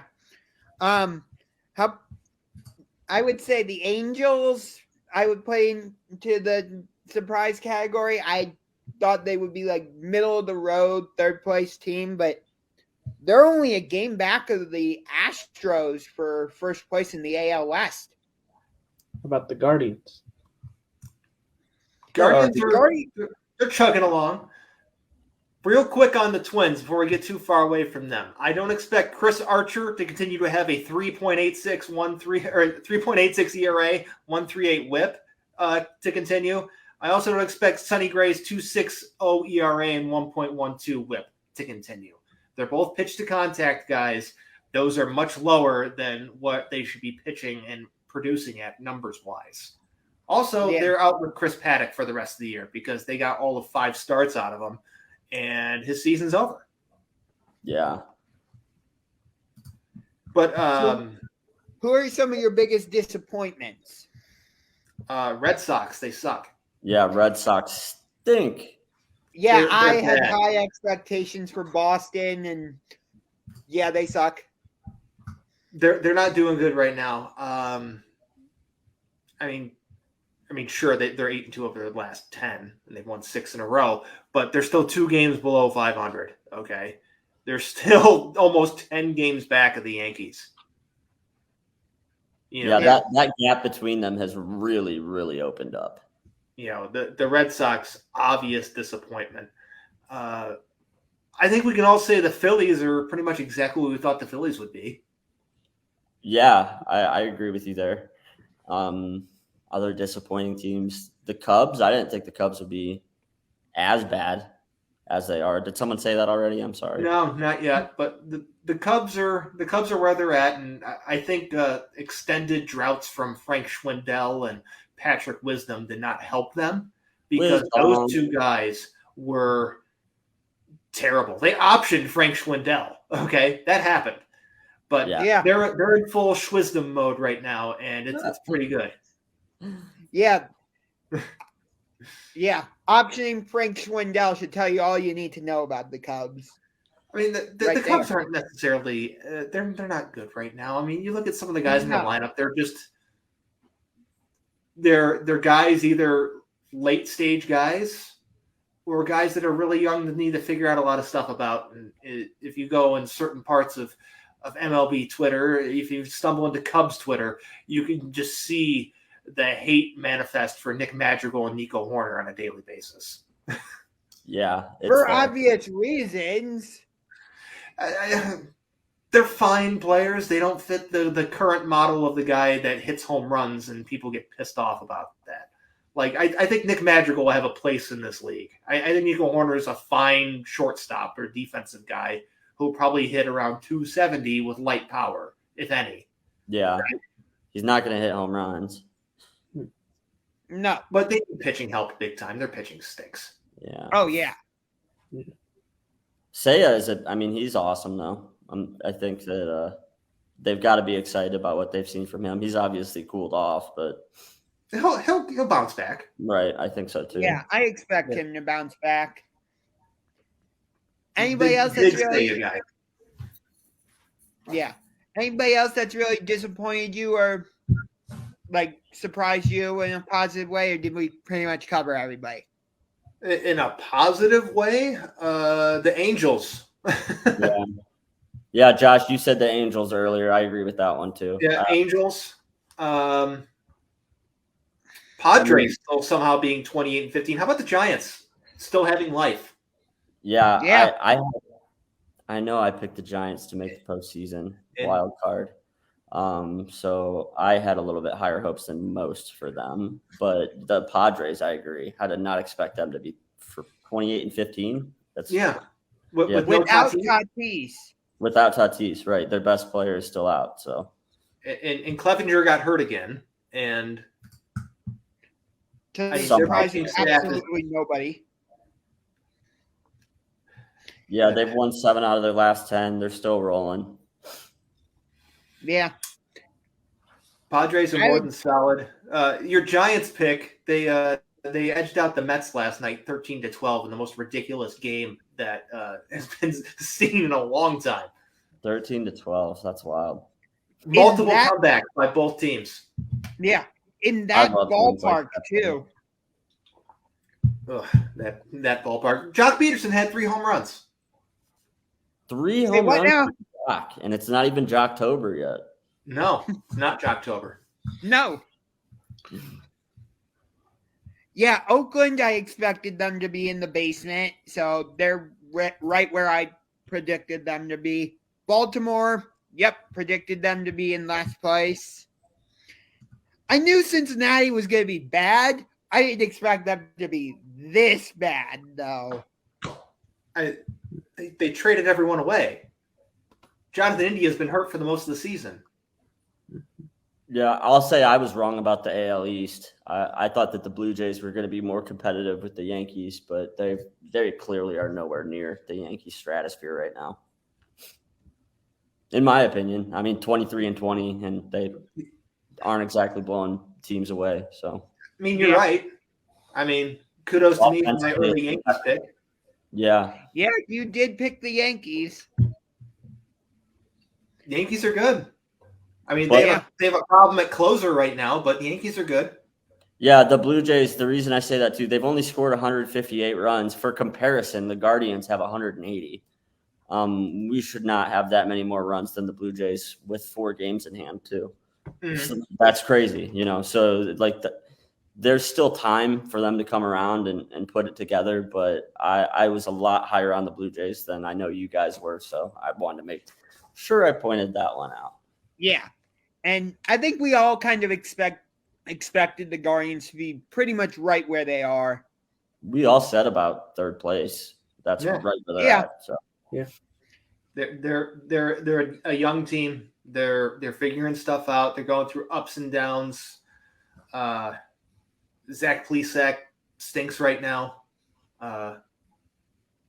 It is what it young. is. We're super young. That's the other thing to remember. We're the youngest team in the major leagues, and they mentioned on the game the other night the average age of AAA teams is higher than the average age of this Guardians team. So Oh my Lord.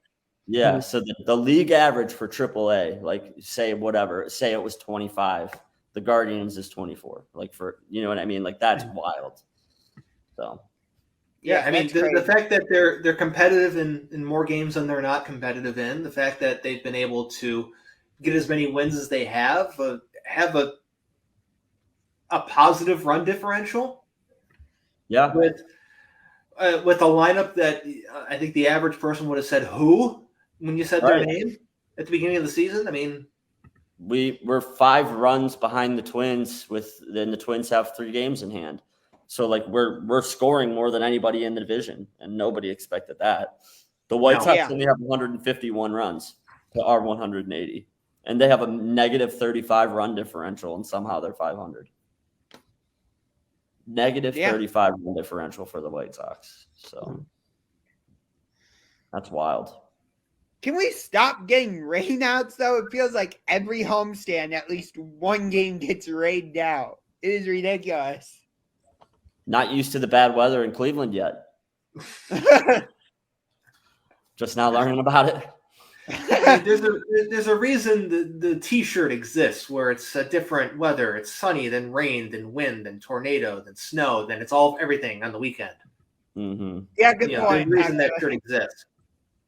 Yeah, I mean, and it's the world is changing, so expect more and more chaos in the early season for the Guardians moving forward. I mean, weather's going to be an issue. It's always an issue in the spring for Cleveland.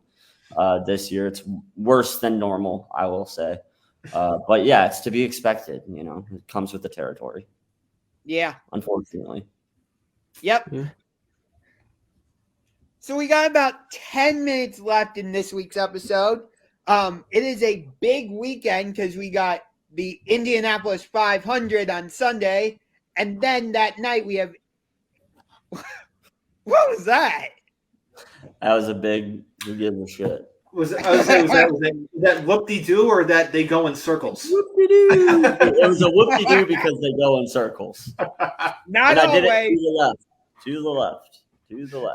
That's generally NASCAR. IndyCar, they don't generally drive on oval the Indy track. 500, they do.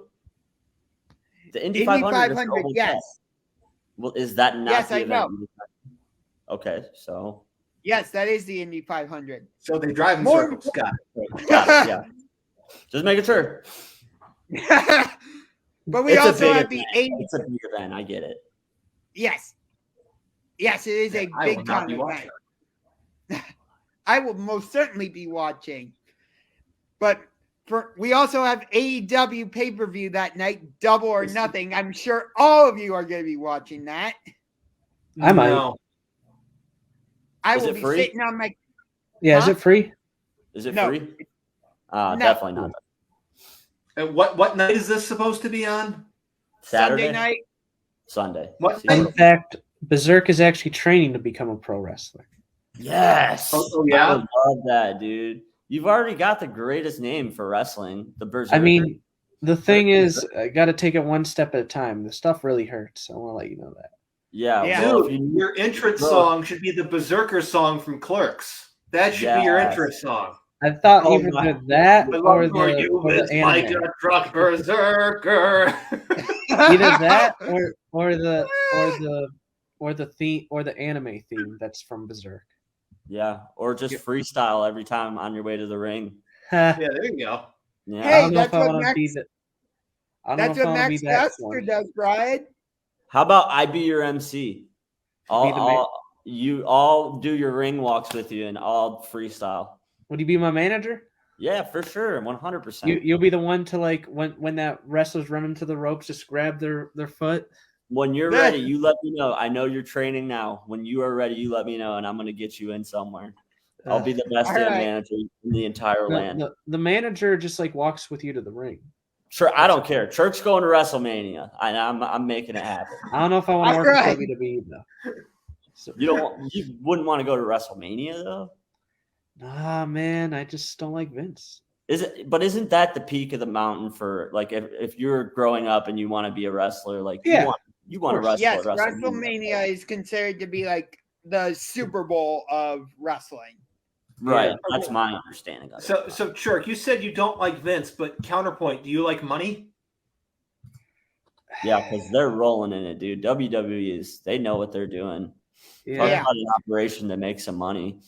I mean, you can make money in AEW though too. Yeah. Hey, AEW's this is a big time card. I'm not going to read over the card now because there's just way too many matches to go over, but like I'll give you some of them. TNT, Dynamite, Nitro, something. Wednesday nights are called it's Dynamite. WCW. Those are on TBS. Tonight's actually the go home episode before the pay-per-view on Sunday. And then Friday is Rampage on TNT. When is the Bash at the Beach? Yeah, they do have Bash. No, they actually do have Bash at the Beach in AEW. It's actually called Beach Break, and that was here in Cleveland, and it already happened. Yeah. How about Halloween Havoc? When's that? That is not AEW. That is NXT. WCW. Is that the last time you watched wrestling, James? Last time I watched was Hell in a Cell. I think When? that's honestly the last pay-per-view I watched was Hell in a Cell. Hell in a Cell is the next premium live event for WWE, actually. I meant How like about Starrcade? When's Starrcade? Oh, with Mankind? Yeah, that's the one I'm referring to. I think that's Where he like fell out and like Jim Ross was like, by God Almighty, he killed him. He chokeslammed through the top of the cage, bro. And then he said he's broken in half. I would love to see you in a wrestling event though, Churk. That would make me super excited. Let me know what I gotta take it one step at a time. It does take a while. Yeah. Anyway, Overall, overall, it's gonna be I'm in. Anyway, it's going to be a fantastic pay-per-view this weekend. I cannot wait for it. Every match is going to be absolutely insane. I think my eyes are going to be full. What? So all of these matches, the winners are still predetermined, right? It's not real. Oh yeah.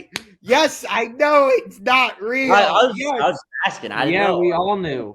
I know WWE is not real. I didn't know if maybe AEW had real. No, they're all predetermined, but it is realer than you think, Brian. I know. I'm like with the training. If you mess up in the ring, Josh talk wrestling without at least giving him hard. I want to let you know if you mess up in the ring, you're getting hit for real. No. Yeah. I know you can't. Who was that Asian wrestler that was like, he was unhappy with his opponent and he like started beating his ass for real because he wasn't sticking to the script. It was some like Japanese fighter in like the late 80s. I'll send you the video, Church. You'll like it. I have no idea what you're talking about. It was like the 80s. Some Japanese wrestler. Antonio Inoki? He was fighting like one of the big dudes, like not Andre the Giant, but one of the guys that were like him. No, there was a situation with Andre where he got his knees kicked in. Maybe it was him then. All I know is the guy was drunk in the ring. The guy just kicked his ass for real. And he was drunk in the ring and just didn't want to go with what's going on, and they all got pissed. Yeah. Anyways. This is what happens when you bring wrestling to the show, Josh. Yeah, I know. Expect chaos. Exactly. Shout out to AIW, the school that's training me. Nice. Yeah, shout out. Ads. No free ads. Yeah. Tell them if they want to advertise a really good 2-hour sports show. You know one. Yes. Guys, I have breaking news. What is it? Pittsburgh Pirates won a baseball game. Oh, really? Yay! The Pirates have won a game. Wow. That's awesome. Good for them. They've almost reached the 20-win mark. Were they going to go for what was it? How many games do they have in baseball? 162. It's statistically impossible. Yeah. You can't go 0-162, unfortunately, or they would come close probably. There's a saying in baseball, Churk, and I think this is a good way to end today's episode. You're guaranteed to win 25% of your games. You're guaranteed to lose 25% of your games. It's what you do with the other 50% that matters. That's a Correct. great way to end the show. There you go. Yep. I am picking Graham Rahal to win Indy 500 on Sunday. See you next time.